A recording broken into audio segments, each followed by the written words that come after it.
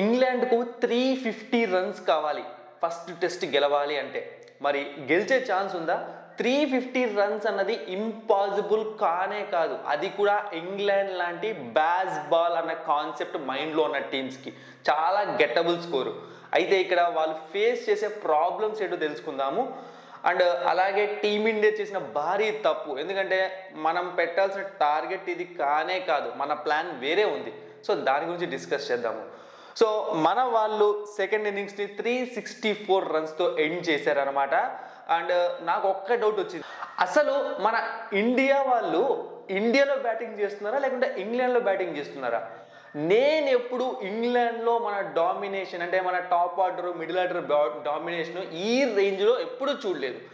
ఎవరో ఒక బ్యాట్స్మెన్ ఖచ్చితంగా సెంచరీలు చేస్తాడు, ఇంకొక బ్యాట్స్మెన్ 50-70 కొడతాడు, ఇక లోయర్ ఆర్డర్లో ఒకరు 50 ఒకరు 40 కొడతారు, లాస్ట్కి స్కోర్ వచ్చేది. ఇలాంటి టెస్ట్ మ్యాచ్లే నేను చూశాను ఇంగ్లాండ్లో లేకుంటే ఓవర్సీస్ కండిషన్స్లో ఎక్కువగా ఆడేటప్పుడు. బట్ ఈ సంవత్సరం అది కూడా ఫస్ట్ టెస్ట్లోనే ఒక సూపర్ డామినేషన్ అనేది మనకు చూపించారనమాట. సో బ్యాక్ టు బ్యాక్ మ్యాచెస్లో సెంచరీస్ వచ్చేసాయి, top order and middle order సూపర్గా పర్ఫామ్ చేసింది. కానీ ఒక్కటే దెబ్బేసింది అనమాట, అదే లోయర్ ఆర్డర్ బ్యాటింగ్. ఎందుకంటే మన ప్లాన్ పూర్తిగా ఏముంది తెలుసా? సో ఈజీగా ఒక 400 టార్గెట్ లేకుంటే 390 to 400 మధ్యలో టార్గెట్ పెట్టి వాళ్ళకి ఇవ్వాలనుకుంది. సో అలా ఇచ్చినప్పుడు ఏమవుతుంది అంటే ఖచ్చితంగా నిన్నట్లాగే అంటే ఒక ఇంకొక 5 overs 10 overs ఉన్నప్పుడు వాళ్ళు బ్యాటింగ్కి వచ్చేవాళ్ళు. ఏం జరిగేదో పక్కన పెట్టేస్తే 5th డే రోజు వాళ్ళు ఖచ్చితంగా స్ట్రగుల్ అయ్యే విధంగా ఉండేదన్నమాట. ఎందుకంటే 350 అన్నది ఇప్పుడు మనం చెప్పుకున్నాం కదా, ఆ స్కోర్ కొట్టే ఛాన్సెస్ ఉంటాయి, కొట్టకుండా ఉండే ఛాన్సెస్ కూడా ఉంటాయి. బట్ కొట్టే ఛాన్స్ ఎక్కువ అనమాట ఒకవేళ బ్యాట్స్మెన్స్ అనుకుంటే. కానీ ఒక 390-400 దాకా టార్గెట్ ఇచ్చి ఉంటే టెంప్ట్ అవుతారు, ఎందుకంటే కొట్టడానికి ట్రై చేయాలి. అది కూడా ఇంగ్లాండ్ లాంటి టీం కొట్టడానికి ట్రై చేస్తుంది. సో ఆ టైంలో వికెట్స్ తీసుకోవడానికి మనం చాలా స్కోప్ ఉండేది, అలా ప్లాన్ చేశారు. బట్ మన లోయర్ ఆర్డర్ పూర్తిగా ఫెయిల్ అయిపోయింది. సో ఇక్కడ చూసుకున్నాము అంటే లోయర్ ఆర్డర్ గురించి ఫస్ట్ డిస్కస్ చేద్దాం మనము. సో రిషబ్ పంత్ తర్వాత కరుణ్ నేర్ సూపర్ ఛాన్స్ అబ్బా. ఫస్ట్ ఇన్నింగ్స్లో కూడా ఫెయిల్, సెకండ్ ఇన్నింగ్స్లో కూడా 20 రన్స్ ఆడలేకపోయాడు. రవీంద్ర జడేజా 25. జడేజా పైన హోప్స్ పెట్టుకున్నాను అనమాట, ఖచ్చితంగా ఒక 50-60 రన్స్ అన్న కొడతాడు లాస్ట్ వరకు నిలబడి సింగిల్స్ తీసుకుంటూ డబల్స్ తీసుకుంటూ. బట్ జరగలేదు. ఇక ఠాకూర్ 40, సిరాజ్ 0, బుమ్రా 0, ప్రసిద్ధ్ 0. డక్అవుట్లు 3 డక్అవుట్లు, టంకే మొత్తం టంగుకి 2, టంగ్కి 3 పడ్డాయి అనమాట ఠాకూర్ దగ్గర నుంచి బుమ్రా వరకు.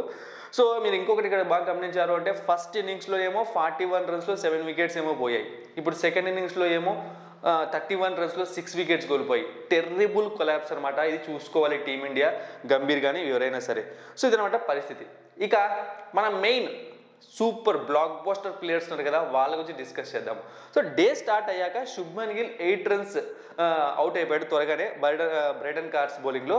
అయితే రిషబ్ పంత్ కేఎల్ రాహుల్ పార్ట్నర్షిప్ దుమ్ము దులిపేసింది, మరీ ముఖ్యంగా రిషబ్ పంత్. ఎందుకంటే కేఎల్ రాహుల్ ఒక ప్రాపర్ టెస్ట్ క్రికెట్ ఎలా ఆడాలి, ఒక ప్రాపర్ టెస్ట్ క్రికెట్ షాట్స్ ఎలా ఉంటాయి అని చెప్పి ఈ జనరేషన్ వాళ్ళకి, కొత్తగా క్రికెట్ చూస్తున్న వాళ్ళకి చూపించాడు. చాలా క్లాస్ ఇన్నింగ్స్ ఆడాడు, 137 రన్స్ చేశాడు. అయితే ఫస్ట్ అవుట్ అయింది రిషబ్ పంత్ అనమాట. రిషబ్ పంత్ గురించి మాట్లాడదాము. అంటే చెప్పే కదా ఫస్ట్ అవుట్ అయింది రిషబ్ పంత్ అంటే, మనోడు వచ్చింది లేట్గా, హాఫ్ ది బాల్స్ తక్కువ ఆడుతున్నాడు కేఎల్ రాహుల్ కన్నా. అక్కడ కేఎల్ రాహుల్ ఏమో ప్రాపర్ షాట్స్ ఆడుతూ ఉంటే ఇంకా మనోడు రిషబ్ పంత్ గురించి తెలిసిందే కదా, దిబిడి అన్నట్టుగా బ్యాటింగ్ చేశాడు. 118 రన్స్ చేశాడు. అయితే ఆ 90 నుంచి 100 రావడానికి కొంచెం టైం తీసుకున్నాడు. అంటే ఎందుకు అంటే మేబీ సర్ప్రైజ్ చేయడానికి ఏమో, ప్రతిసారి 6లు 4లు ఎందుకంటే అలానే ట్రై చేస్తుంటాడు. అలా ట్రై చేసే చాలాసార్లు ఆల్మోస్ట్ 90స్లో 7 టైమ్స్ అవుట్ అయ్యాడు.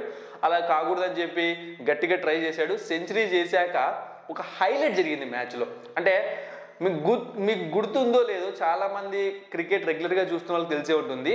ఒకనొక స్టేజ్లో బార్డర్ గవాస్కర్ ట్రోఫీలో సునీల్ గవాస్కర్ రిషబ్ పంత్ ఒక ర్యాష్ షాట్ ఆడి అవుట్ అయితే స్టూపిడ్ అంటే ఆ షాట్ అనమాట. అంటే ఈ టైంలో ఇట్లా స్టూపిడ్ షాట్లు ఆడతారా, ఇంతకన్నా ఘోరంగా ఎవరు ఆడరని చెప్పి కొంచెం సీరియస్ అవుతాడు అనమాట కామెంటరీ చేసుకుంటూ. దాన్నే ఒక యాడ్లో కూడా తీసుకున్నారు. నిన్న రిషబ్ పంత్ సెకండ్ ఇన్నింగ్స్లో సెంచరీ చేశాక గవాస్కర్ చిన్న పిల్లాడిలాగా స్టాండ్స్లో నిలబడి ఆ సమ్మర్ సాల్ట్ చేయమంటాడు అనమాట. సెలబ్రేషన్, రిషబ్ పంత్ సెలబ్రేషన్ చేయమంటాడు. అంటే ఎవరి నోట్తో అయితే అలా అనిపించుకున్నాడో ఆ కోపాన్ని బయటకు వచ్చేలా చేశాడు. ఇప్పుడు మళ్ళీ అతని నోట్తోనే ఒక చిన్న పిల్లాడిలాగా సెలబ్రేషన్ చేయమని అడుక్కునే స్టేజ్, అంటే అడుక్కోవడం అంటే రాంగ్గా తీసుకోకండి. సో అడిగే స్టేజ్కి తెచ్చాడు అంటే అదొక పెద్ద సక్సెస్. అంటే దీనికి మించిన సక్సెస్ ఏంటి తెలుసా? ఇంతవరకు టెస్ట్ క్రికెట్ హిస్టరీలో ఒక wicket keeper cum batsmen back to back 2 innings-లో సెంచరీ చేయడం ఇదే సెకండ్ టైం అని ఇంకా అర్థం చేసుకోండి. ఓన్లీ యాండీ ఫ్లవర్ చేశాడు, తర్వాత ఎప్పుడో అప్పుడెప్పుడో ఇప్పుడు రిషబ్ పంత్. అండ్ ఇంగ్లాండ్ కండిషన్స్లో ఇంగ్లాండ్ కంట్రీలో ఆడేటప్పుడు ఇండియా తరఫున అతి ఎక్కువ సెంచరీలు చేసింది రాహుల్ ద్రావిడ్, 6 centuries, ఫస్ట్ ప్లేస్లో ఉన్నాడు. ఇప్పుడు రిషబ్ పంత్ ఇంకా కెరియర్ చాలా చాలా ఉంది, 2 3 కాదు, అప్పుడే 4 వచ్చాయి. ఇంతకుముందు 90s-లో మిస్ అయ్యా, ఒకవేళ అవునంటే ఇప్పటికి రాహుల్ ద్రావిడ్ కూడా దాటేసేవాడేమో. రిషబ్ పంత్ గ్రేటెస్ట్ క్రికెటర్ లాగా ఎవాల్వ్ అయిపోతున్నాడు టెస్ట్ ఫార్మాట్లో. ఇక నాకు తెలిసి రిషబ్ పంత్ రిటైర్ అయ్యే వరకు ఇక టెస్ట్ ఫార్మాట్లో రిషబ్ పంత్ టీమిండియా పక్కన పెట్టలేదు. అలాంటి ఒక ఇంపాక్ట్ చూపించేశాడు యంగ్ ఏజ్లోనే రిషబ్ పంత్. నెక్స్ట్ వచ్చే వికెట్ కీపర్స్కి చాలా పెద్ద టాస్కే పెట్టబోతున్నాడు, పెద్ద పెద్ద రికార్డులే సృష్టించబోతున్నాడు. ఇక నెక్స్ట్ కేఎల్ రాహుల్, ఆల్రెడీ చెప్పా కదా, చాలా మంచి క్లాస్ ఇన్నింగ్స్. అయితే రిషబ్ పంత్కి ఒక ఫ్రీ హ్యాండ్ ఇచ్చాడు అనమాట.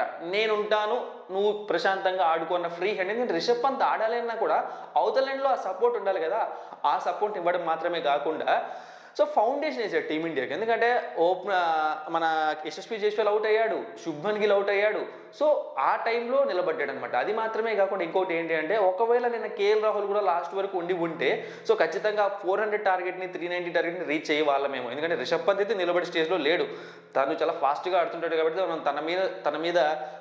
మనం తన దగ్గర నుంచి ఎంటర్టైన్మెంట్ కోరుకోవాలి, టీమిండియాకి కావాల్సిన రన్ రేట్ ఎంత ఫాస్ట్గా వస్తుందో కోరుకోవాలి. సో అదైతే వస్తూ ఉంటుంది ప్రతి ఇన్నింగ్స్లో కూడా. ఇది ఇప్పుడు ఆల్రెడీ చెప్పేసే కదా, మనం గెలిచే ఛాన్సెస్ అన్నవి ఇప్పుడు ఎక్కువగా బుమ్రా చేతుల్లోనే ఉన్నాయి. ఎందుకంటే బుమ్రాతో కంపేర్ చేస్తే ఇంకెవరు కూడా ఆ రేంజ్ ఫామ్లో కనిపించట్లేదు. ఇప్పుడు ఒకవేళ మ్యాజిక్ క్రియేట్ చేయాలంటే ఏమన్నా ఇట్లాంటి టైంలో మ్యాజిక్స్ వస్తూ ఉంటాయి అనమాట.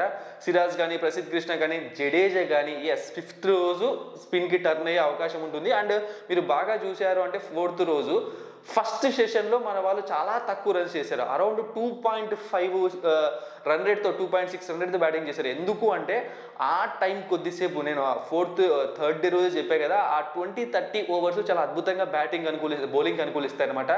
దాన్ని వాళ్ళు చాలా అద్భుతంగా యూస్ చేసుకున్నారు. ఎవరు? మన వాళ్ళు చాలా స్లోగా ఆడుతూ వికెట్లు ఇవ్వకుండా యూస్ చేసుకున్నారు. సో ఇప్పుడు మన బౌలర్స్ ఆ వికెట్ని, ఎందుకంటే నెక్స్ట్ రోజు కూడా అలానే ఉంటుంది, అండ్ 5th రోజు ఇంకా కొంచెం బ్యాటింగ్కి కష్టంగా మారుతుంది పిచ్, అప్పుడు మాత్రమే కదా ఓవరాల్గా కూడా. సో దాన్ని యూస్ చేసుకుంటే మనం అర్లీ వికెట్స్ తీసామనుకోండి, అంటే ఫస్ట్ సెషన్లోనే ఒక 2-3 వికెట్లు తీస్తే ఖచ్చితంగా ప్రెషర్లోకి వెళ్తుంది, వాళ్ళు బాలే ఆడతారు, వాళ్ళ కోచ్ వాళ్ళ మైండ్లోకి తింపించాడు కాబట్టి మనం గెలవడానికి స్కోప్ ఎక్కువగా ఉంటుంది. 350 అన్నది ఇంపాసిబుల్ టార్గెట్ అయితే కాదు. ఇప్పుడు గేమ్ ఎవరి వైపుైనా తిరగచ్చు, ఫస్ట్ సెషన్లోనే తెలిసిపోతుంది ఆ గేమ్ ఎవరి వైపు తిరుగుతుంది అని చెప్పి. సో చూద్దాం ఏం జరుగుతుందో. Thank you for watching and supporting me.